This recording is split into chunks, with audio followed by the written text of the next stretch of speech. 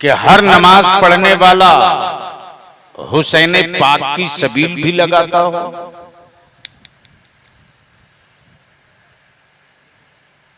लेकिन कोई एक नमाज बता दो, चाहे जिस तबके से हो, कोई एक नमाज बता दो जो रसूलुल्लाह के दरूद के बगैर हो जाए। तवज्जो चाहूं पढ़े लिखे लोग, कोई एक नमाज बता दो, फर्ज हो तो दुरूद वाजिब, सुन्नत हो तो दुरूद वाजिब, वाजिब हो तो दुरूद वाजिब, वाजिब हो तो दुरूद वाजिब, फर्ज हो तो भी दुरूद वाजिब, सुन्नत हो तो भी दुरूद वाजिब। अमा हद तो ये कि जनाजा हो बाप का, दुरूद हो रसूल पाक की। बोलो बोलो बोलो बोलो, तवज्जो चाहो।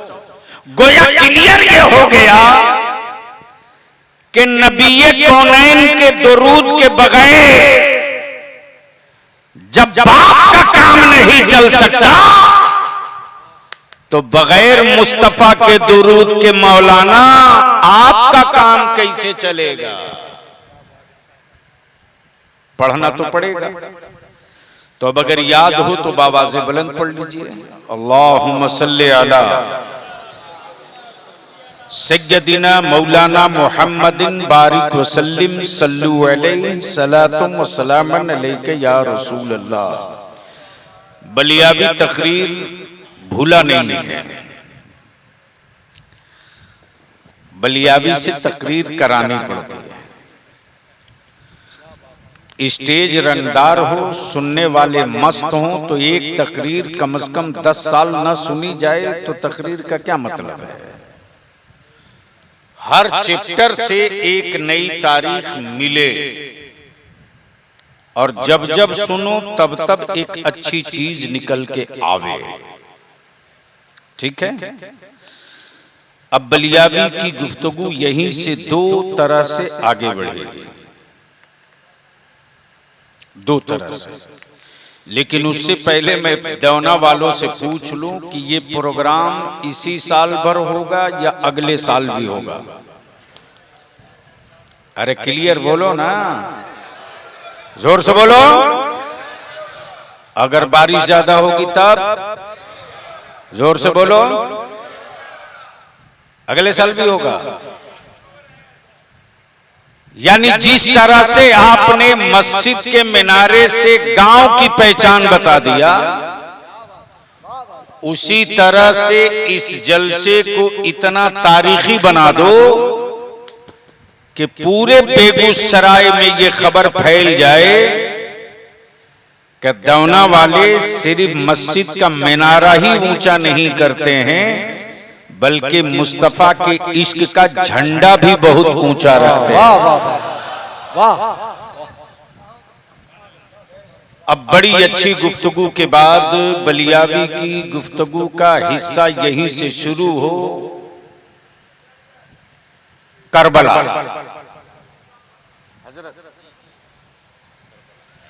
अजमत बाबू बस थोड़ी सी चुप कीजिएगा तो बहुत कुछ समेट के वापस ले जाऊंगा, और दिल दिमाग खोलिएगा तो कुछ अच्छा माल आपके हवाले कर दूंगा। क्या है? करबला। क्या है? जोर से। पूरी दुनिया में जंगें बहुत हुई, लड़ाइयां बहुत हुई, और जंगों का सिलसिला रुकना नहीं है। अमीरी गरीबी की जंग, गोरे कालों की जंग, अरबी अजमी की जंग, जबान और लैंग्वेज की जंग, पहाड़ी और पठारी की जंग, जंगों से दुनिया भरी पड़ी है कोई जो ये बता सके कि चाइना की जंग किस सन में कब हुई भारत से?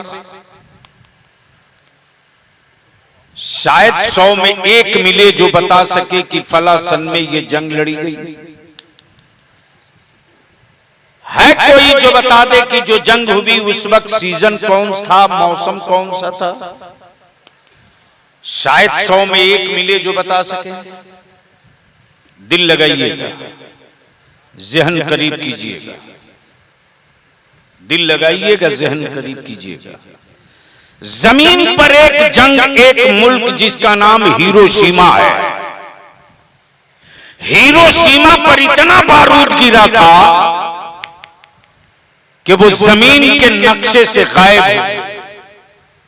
पूरी आबादी, पूरा हिस्सा। लेकिन पूछ लीजिए कि वो किस सन में जंग हुई?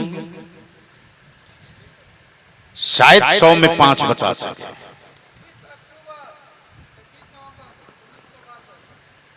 100 में 1 बोला, उसमें 1 हुआ। लेकिन आम तौर से आम पब्लिक में ये कोई नहीं बता सकता। लेकिन वाह रे मौला हुसैन,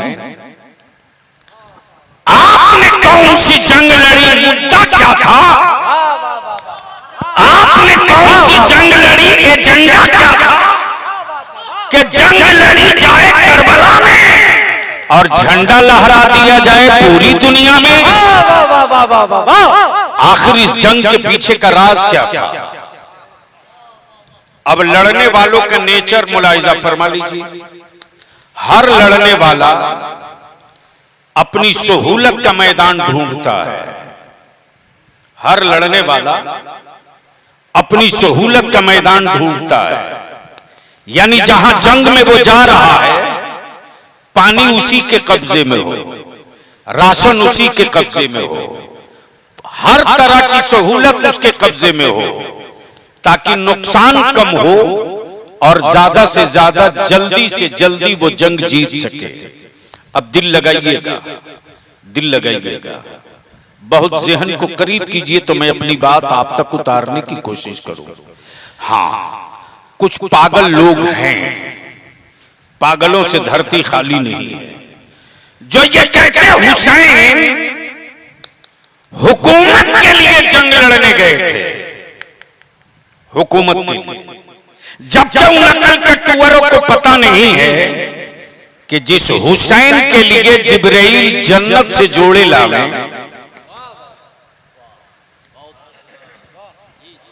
नीचे वाले नहीं समझ सके कोई सदमा नहीं, ऊपर वाले भी उसी बिरादरी के लग रहे हैं।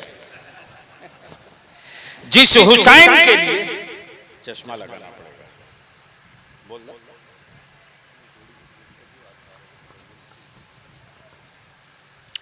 ज़हन में है।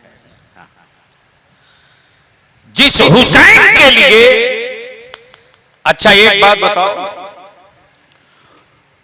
कोई एक मौलाना बता दो किसी भी मकतबे फिक्र का जो अपने नवासे के लिए सजदा लंबा कर दे, उसकी नमाज हो जाए।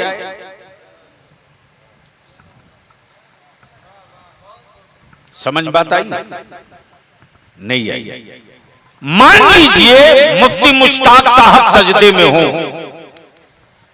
और इनका नवासा, इनका बेटा इनकी पुश्त पे सवार हो जाए, जो उमूमन बच्चे करते हैं। अगर बाप की पीठ पर सवार ना हो सके तो मां की पीठ पर तो बच्चियां और बच्चे सवार हो ही जाते, लेकिन मां अपने बेटों के लिए सजदा लंबा नहीं करती, मां अपनी औलाद के लिए सजदा लंबा नहीं करती। लेकिन कुर्बान जावो मस्जिद नबवी में कौनैन के आका रहमत आलम सजदे में है और पुश्ते रसूल पर हुसैन सवार हो चुके हैं। नबी रहमत ने सजदा लंबा कर दिया। जिब्रील ऐन सजदे में उतर गए, या रसूल अल्लाह हुसैन आपकी पुष्ट पर सवार हैं, अगर ये गिर गए तो या रसूल अल्लाह इन्हें चोट लगेगी। अब पहले स्टेज की तवज्जो चाहूं, दिल लगाइएगा, दिल लगाइएगा। गोया सजदे में भी हुसैन की हिफाजत मुस्तफा कर रहे हैं। क्यों? इसलिए कि हुसैन आज नबी तुझे चोट लगने से हिफाजत कर रहा, कल इस्लाम को चोट लगने से हुसैन तुम। अब जहन को थोड़ा सा करीब कर लीजिएगा। मैदान बहुत है, मैदान बहुत है। हर लड़ने वाला अपने सहूलत का मैदान ढूंढता है। अब सवाल ये उठता है, सवाल ये उठता है, मुद्दा एजेंडा तो मुस्तफा का दीन था, एजेंडा नबी की शरीयत थी। हुसैन मक्के में क्यों नहीं?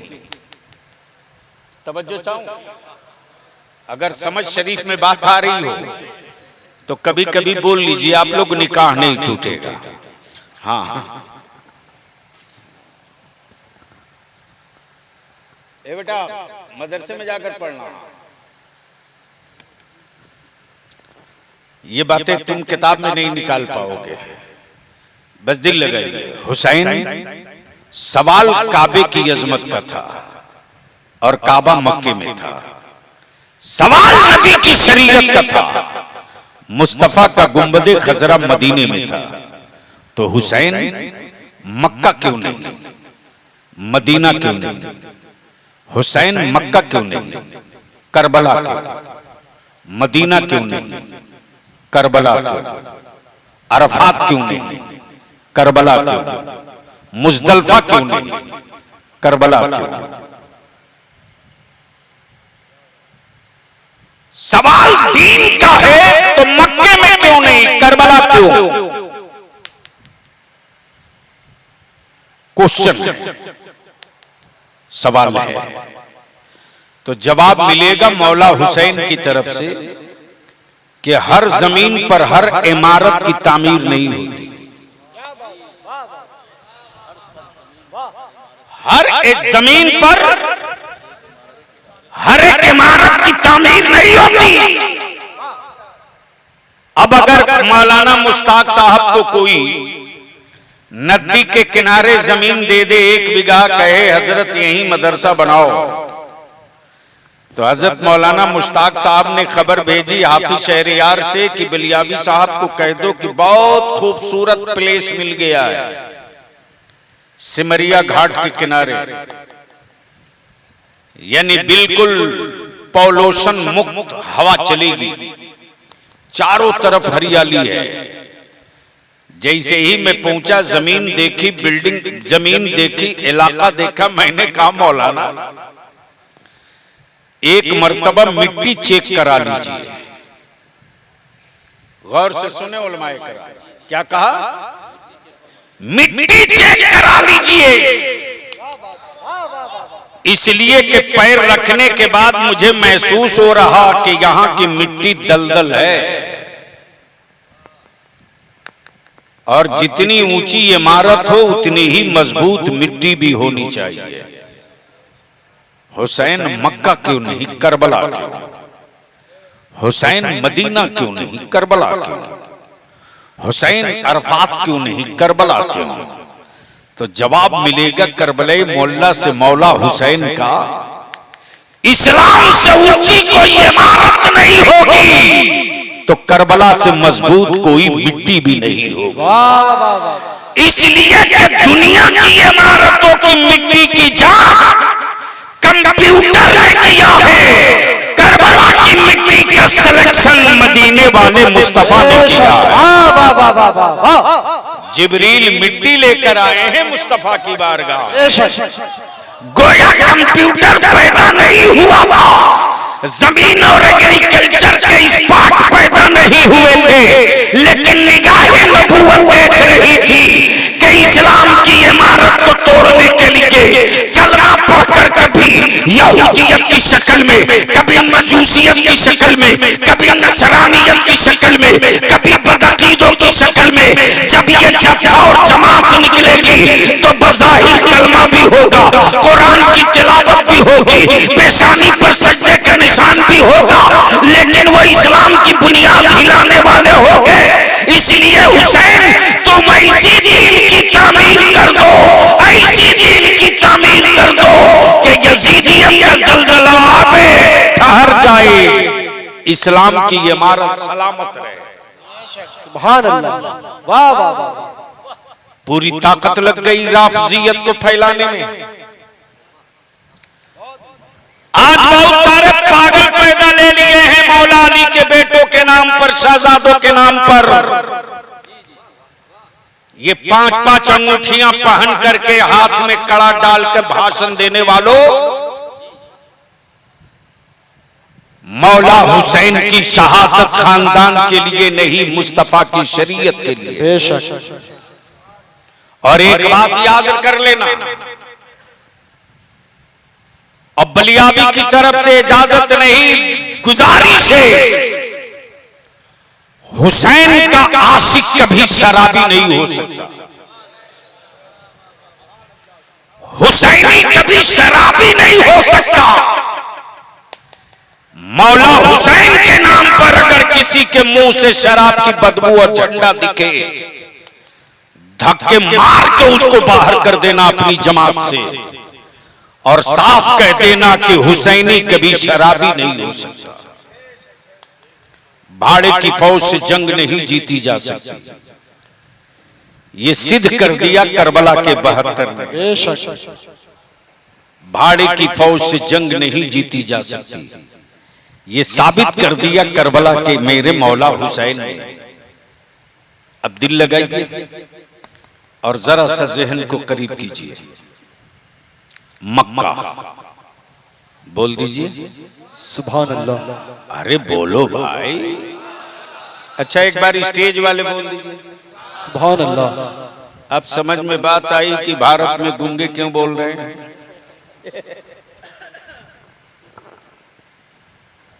आज पूरी दुनिया में करबला,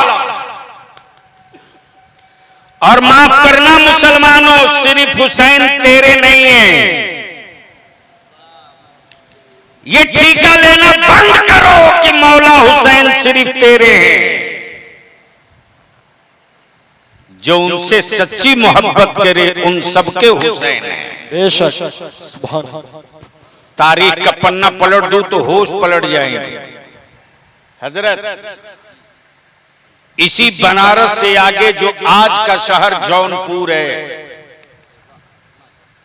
आज का शहर जौनपुर है, किसी दौर में उसका नाम खुल्दाबाद था। खुल्दा आबाद, खुल्द से खुल्दा आबाद, और खुल्द का मतलब जन्नत। और आज भी जौनपुर में गौस कुतुब अब्दाल पड़े, सिलसिले रशीदिया के, आसविया के जद्दे करीम कुतुबे आलम हजरते सैयदना मुर्शिदना हजरत दीवान अब्दुल रशीद रहमतुल्लाहि ताला अलैह का आस्ताना वही। और रईसुल कलम का असली नाम अब्दुल रशीद है, जो उन्हीं की निस्बत से है। ये तारीख में बोल रहा हूं। उस खुल्दाबाद में बेशी नहीं, आज से 200 साल पीछे चलो, 250 साल, तो इसी हमारे भारत में गरीबों की बेटियों को अपना तन ढकने का हक नहीं था। उनके जिस्मों से खेलना मुट्ठी भर लोगों की शान थी। लेकिन एक मुसलमान ईमान वाले का बेटा, नाम हैदर अली टीपू सुल्तान, जब खड़ा हुआ तो ऐलान कर दिया, खबरदार, भारत के किसी भी मजहब की बेटी की तरफ किसी ने उंगली उठाने की गलती की। मजहब कोई हो, धर्म कोई हो, बिरादरी कोई हो, बेटी बेटी है। जिस तरह मेरी अपनी बेटी को जिस्म के पर्दे के अंदर रहने का हक है, उतने ही इख्तियार सारे मजहब की बेटियों को है। दिल लगाइए उसी खुल्दाबाद में हजरत, उमूमन आज भी अगर निकाह हो जाए मौलाना, और गलती से 2-3 साल तक अगर कोई औलाद ना हो, तो उस बच्ची का अपनी ससुराल में जीवित रहना कितना मुश्किल होता है।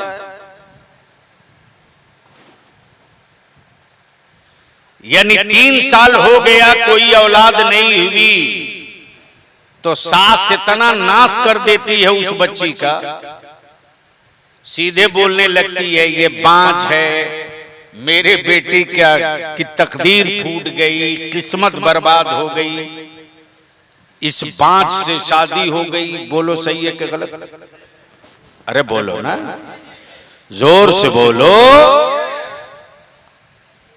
उसी खुल्दाबाद में एक मुसलमान की औलाद, निकाह के कई साल बीत गए, कोई औलाद नहीं। सास अलग ताना दे, ससुर अलग ताना दे, शौहर अलग जुल्म करे, लेकिन आशूरे के दिन रोजा रखे हुए वो खातून इफ्तार से पहले दुआ के लिए जब आंचल फैलाई है, तो रब की रहमतों को मनाने के लिए, रब के कर्मों अता को मायल करने के लिए जब सिसकियां ले लेकर इफ्तार से पहले दुआएं कर रही थी, उस वक्त उस खातून ने यही अर्ज किया था, ए रब्बे काबा, तेरे महबूब के लखते जिगर ने अपनी औलादों का सदका बांट करके तेरा इस्लाम बचाया है। ए रब्बे काबा, उस हुसैन की औलादों के सदके में मुझे भी एक औलाद का सदका अता कर दे। ये दुआ उस खातून की कबूल हो गई। अगले साल उसको एक बड़ा खूबसूरत और बड़ा नेक तबीयत का बेटे की विलादत हुई। पड़ोस में एक गैर मुस्लिम सोनार बिरादरी की एक खातून रहती थी, जिसकी उम्र शादी को 10 साल बीत गए थे, घर वीरान था, कोई औलाद न थी। गौर से सुनना, मौला हुसैन सिर्फ तेरे नहीं, सच्चा इश्क करे उसे भी फैज मिलता है आज भी। दिल लगाएं। जैसे ही मुहर्रम की 10वीं तारीख आई, उस मां ने अपनी औलाद के बराबर सिक्के तौले और आशूरे के दिन गरीबों में सदका लुटाने लगे। 1 साल लुटाया, 2 साल लुटाया, 3 साल लुटाया, 4 साल लुटाया। पड़ोस की औरत जो गैर मुस्लिम थी, उसने बड़ी करीब से देखा, कहा, ए बहन सच्ची बात बता, साल में इसी तारीख को तुम सदका लुटाती हो अपने बेटे के बराबर सिक्का तौल के? मुसलमान की बेटी ने जवाब दी, शादी के बाद मैं औलाद से महरूम थी और मैंने रोजा रखकर दुआ की थी, अल्लाह ने मेरी दुआ कबूल कर दी, मौला हुसैन की औलादों की खैरात हमको दे दी और मैं अपने बेटे का सदका उतारती हूं मौला हुसैन के नाम का। तब उस खातून ने कहा कि क्या तेरा हुसैन हम पर भी करम करेगा? तेरा हुसैन हम पर भी करम करेगा? मुसलमान की बच्ची कहती है, मेरा हुसैन मजहब नहीं देखता, मेरा हुसैन दिल देखता है। वाह वाह वाह, सच्ची मोहब्बत देखता है। इसने भी वही ट्राई की, रोजा भी रखा, इफ्तार भी की, एहतमाम भी किया, इसके भी मुकद्दर की लॉटरी लग गई, मिल गई खैरात करबला वाले की। इतनी खूबसूरत बेटी पैदा हुई। हजरत खुल्दाबाद का मुअर्रिख लिखता है कि उस खुल्दाबाद पूरी कमिश्नरी में, उस पूरी रियासत में उतनी खूबसूरत बेटी किसी के घर अब तक की तारीख में पैदा न हुई थी। लेकिन तारीख का ये हिस्सा ये भी गवाह है कि एक दौर ऐसा भी था जहां तलवार के नोक पर खूबसूरत बेटियों के डोले उठाए जाते थे। खूबसूरत बेटियों के डोले तलवार के जोर पर उठाए जाते थे। जैसे ही खबर मिली एक दबंग घराने को कि फला की बेटी बड़ी खूबसूरत है, तलवार के जोर पर बेटी का डोला उठ गया।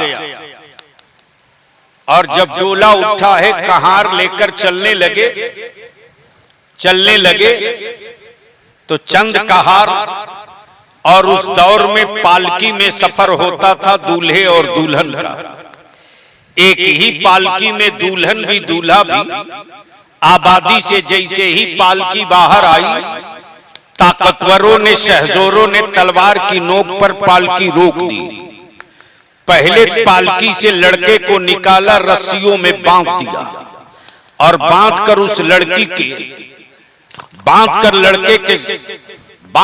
उसके लड़की के शौहर पर जुल्म करते रहे।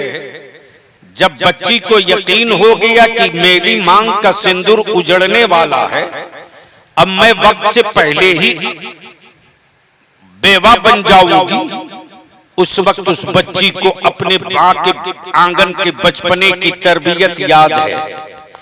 जैसे ही उस बच्ची ने, उस औरत ने, उस लड़की ने अपने शौहर पर जुल्म किए, बर्बरियत की का मंजर देखा और बच्ची को यकीन हो गया कि अब मेरी आबरू लूट ली जाएगी, तलवार के जोर पर हमें उठाया जाएगा, तब वो बच्ची पालकी में ही सर झुकाकर अर्ज करने लगी, ओ करबला वाले मौला हुसैन, मेरे माँ बाप तो थक चुके थे, मेरे दूर दूर तक पैदा होने का कोई तसव्वुर न था।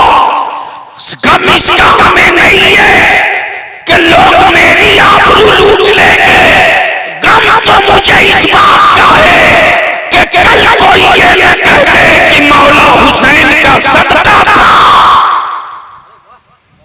जिसे जुल्म करने वालों ने लूट लिया, मेरे लूटने का गम नहीं, आपके सदके का लूट जाने का सदमा है।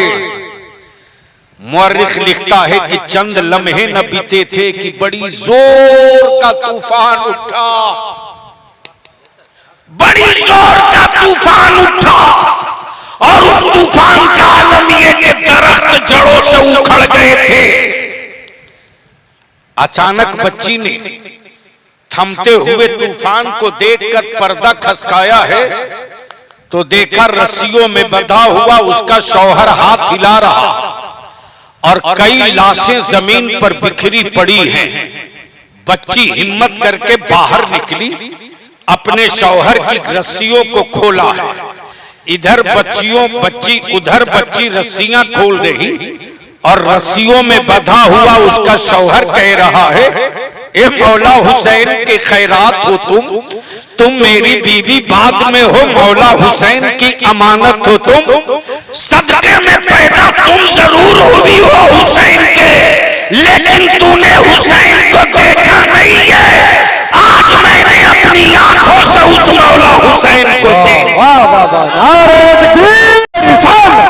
मसलके आला हज़रत ज़िक्र शुहदाए करबला। दिल लगाइएगा, इसलिए बलियाबी की तकरीर के एक जुमले के बाद 1 हफ्ते तक भारत में तूफान रहा और तूफान की वजह सिर्फ लफ्ज़े करबला।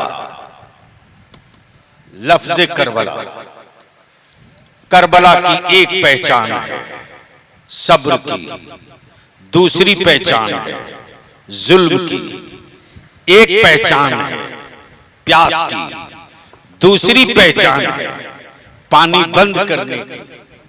इसलिए मैं इल्तिजा करूंगा, गुजारिश करूंगा, आखिरी बात, आखिरी हिस्सा, कोई मुअर्रिख हमें दिखा दो जो ये लिखा हो कि करबला में हुसैन वालों की नमाज कज़ा हुई हो।